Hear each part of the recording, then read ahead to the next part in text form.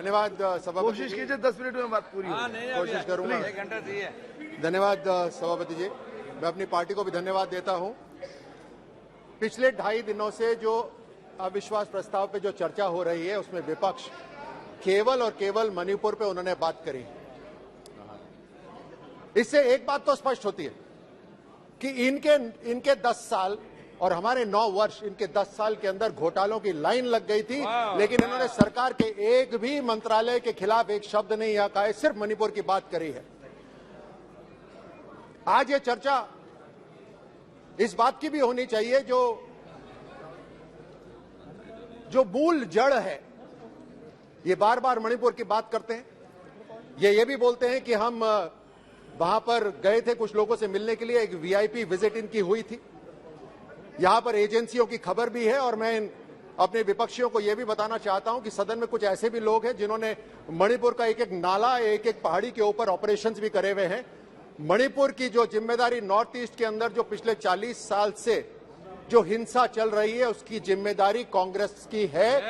ये कश्मीर के अंदर जो हो रहा है उसकी जिम्मेदारी कांग्रेस की है। उसी तरह पंजाब के अंदर भी जो मिलिटेंसी हुई है उसी की भी जिम्मेदारी पूरी की पूरी कांग्रेस के ऊपर है।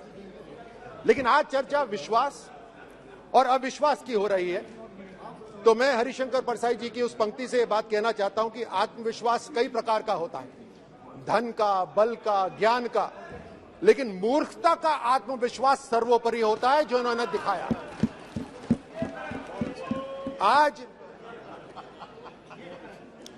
आज इसी मूर्खता का अविश्वास इन्होंने दिखाया है मोदी सरकार के खिलाफ अविश्वास प्रस्ताव लाकर। मूर्खता इसलिए भी क्योंकि इन्होंने अविश्वास और अविश्वसनीय में ये अंतर भी नहीं जानते। इनके 60 वर्ष के अंदर जो ये नहीं कर पाए देश के लिए, प्रधानमंत्री मोदी जी ने पिछले 9 वर्ष में उससे कई गुना विकास करके दिखाया है। मैं सीधे, क्योंकि समय कम है, मैं सीधे आता हूं जो ये बार बार बात करते हैं देश को तोड़ने की, जोड़ने की। इन्होंने एक यात्रा भी निकाली, भारत जोड़ो यात्रा करके।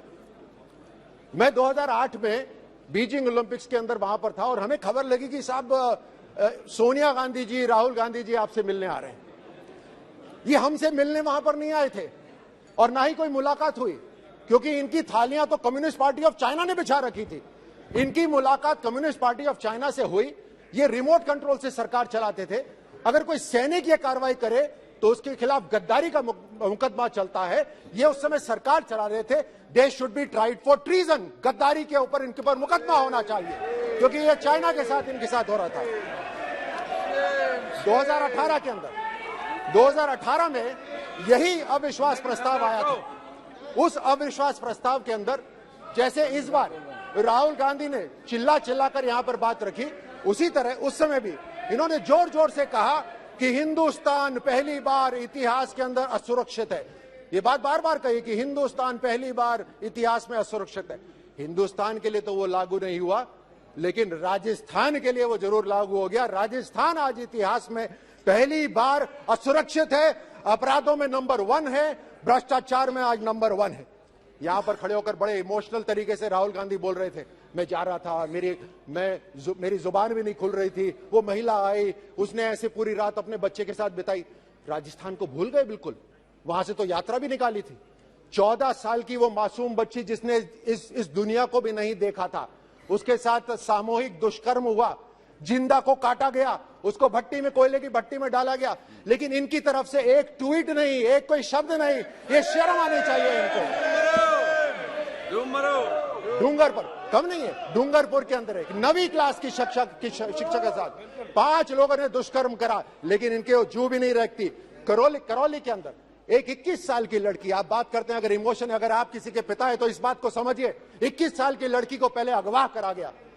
और यहां पर आप ही की सरकार के जो मुख्यमंत्री है वो कहते हैं कि राजस्थान के अंदर तो अपराध ज्यादा इसलिए हो रहे हैं क्योंकि हम एफआईआर तुरंत दर्ज करा देते हैं। वो भी झूठ है, क्योंकि जब उसको अगवा करा गया उसके माता पिता तुरंत पुलिस स्टेशन गए कि हमारी बेटी को बचा लो। कोई एफआईआर नहीं हुई, उन्हें धक्के मार के बाहर निकाला गया। अगले दिन उसके साथ दुष्कर्म हुआ, उसको गोली मारी गई, और गोली से नहीं मरी तो उसके ऊपर एसिड फेंका गया, एसिड से नहीं मरी तो उसको कुएं में डाला गया। शर्म आनी चाहिए इनको। यहां पर इनकी यहां पर बात खत्म नहीं होती, यहां बात खत्म नहीं होती। इनके मुख्यमंत्री कहते हैं, इनकी पार्टी के ये इतनी जो संवेदनशीलता दिखा रहे हैं कि ढोंग रच रहे हैं, इनके मुख्यमंत्री कहते हैं ये जितने भी रेप विक्टिम्स हैं आधे तो झूठ हैं, ये इनके मुख्यमंत्री कहते हैं। वो बोलते हैं बाकी आधे जो हैं वो उनके रिश्तेदारों ने कराए, यानी पीड़िता के ऊपर एक और आरोप लगा दो झूठ बोलने का। यही नहीं, इनके मंत्री सदन के अंदर खड़े होकर ये बोलते हैं कि हाँ राजस्थान रेप्स में नंबर 1 है, और फिर मुड़के बोलते हैं क्योंकि राजस्थान मर्दों का प्रदेश है, और उसमें उनके विधायक ठहाके लगा के हंसते हैं। ये है कांग्रेस का असली चेहरा।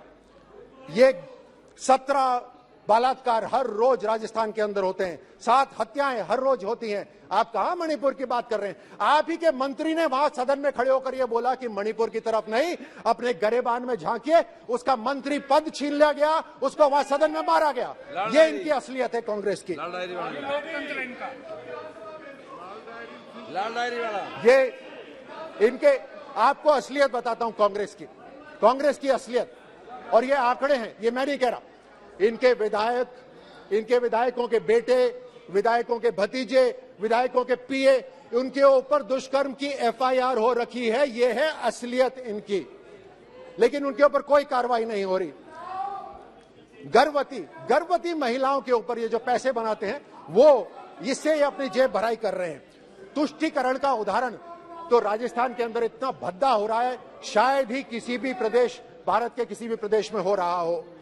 ये 4 साल के अंदर 10 पुजारियों की हत्या हुई है।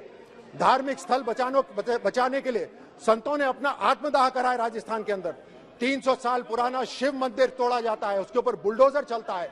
सालासर के अंदर दरबार का बुलडोजर चलता है, उसको तोड़ा जाता है। यह है इनका तुष्टीकरण। एक खास समुदाय के लिए इनकी सरकार वहां पर एक आदेश पारित करती है। सुनिए, एक आदेश पारित करती है इनकी राज्य सरकार कि एक खास समुदाय के लिए बिजली कटौती नहीं होगी क्योंकि उनका एक त्योहार है, हमें उनसे कोई परेशानी नहीं। लेकिन उसी समय वहां पर हिंदुओं का भी त्योहार था, रामनवमी मनाई जा रही थी, उस पे डीजेस के ऊपर बैन लगाए गए, पोस्टर्स के ऊपर बैन लगाए गए, धारा 144 लगाई गई। और यही नहीं, भजन कौन से बजेंगे उसकी अनुमति भी कांग्रेस देगी। ये असलियत है कांग्रेस की तुष्टीकरण की। उदयपुर के अंदर कन्हैया लाल की हत्या हुई, न जाने कितने कन्हैया मारे गए हैं, वो तो उनका वीडियो नहीं बना। यह है असलियत राजस्थान की, लेकिन इन्होंने कोई एक्शन नहीं लिया। इन्होंने माहौल ऐसा बना दिया है वहां पर, सभापति जी, ऐसा माहौल बना दिया है कि एक खास समुदाय के लोग पुलिस थाने के अंदर खड़े होकर वो खुलेआम हिंदुओं को धमकी देते हैं, लेकिन इनकी सरकार कुछ नहीं करती। पीएफआई बैंड है यहां पर, गृह मंत्री जी ने कल बताया पीएफआई पूरे राष्ट्र के अंदर बैंड है, लेकिन पीएफआई राजस्थान के अंदर पुलिस प्रोटेक्शन के साथ मार्च करती है। यह है असलियत इनके चेहरे। कहीं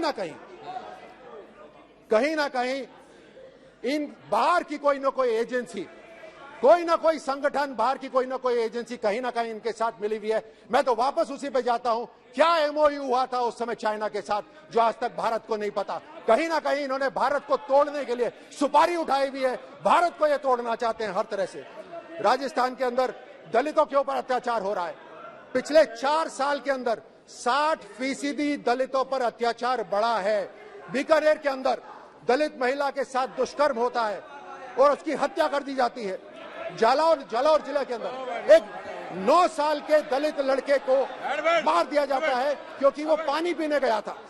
जम्वा रामगढ़, मेरे अपने संसदीय क्षेत्र के अंदर एक महिला टीचर, मतलब टीचर तक को भी नहीं छोड़ा, एक महिला टीचर को जिंदा जलाया गया वहां पर। ये दलितों के ऊपर अत्याचार ये कर रहे हैं। इन्होंने हर तरह से धोखा दिया है। मैं घोषणा पत्र पर आता हूं, इन्होंने घोषणा पत्र में भी धोखा दिया है। ये तो अविश्वास लायक भी नहीं है।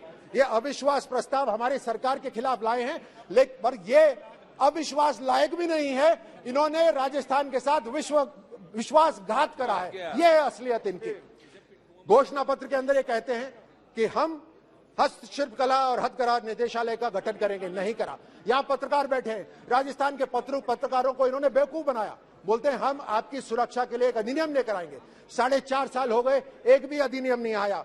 इन्होंने हर तरह से राजस्थान के साथ विश्वासघात करा है और अविश्वास प्रस्ताव किसके लिए लेकर आए? एक ऐसी पार्टी जिसने जो कहा वो करा, एक ऐसी पार्टी जिसने बोला धारा 370 हटाएंगे तो हमने हटाया, हमने बोला राम मंदिर बनाएंगे तो हमने बनाया, हमने बोला आतंकवाद को मुंह तोड़ जवाब देंगे तो हमने दिया।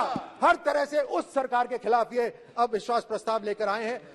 मैं इनसे आग्रह करता हूं अगली बार यह घोषणा पत्र दें तो उसमें एक स्टार लगाएं, वो स्टार लगा के बोले टर्म्स एंड कंडीशंस अप्लाई, क्योंकि ये झूठ बोलते हैं, झूठ बोलने वाले। मैं अभी खत्म करता हूं, अपनी बात खत्म करता हूं ये कहकर कि जब जीत न सके बाजी वे हाथ मलने लगे, जब जीत न सके बाजी वो हाथ मलने लगे। आसमां सी ऊंचाई, प्रधानमंत्री मोदी जी और मोदी सरकार के लिए बोल रहा हूं, आसमां सी ऊंचाई देख वो जलने लगे।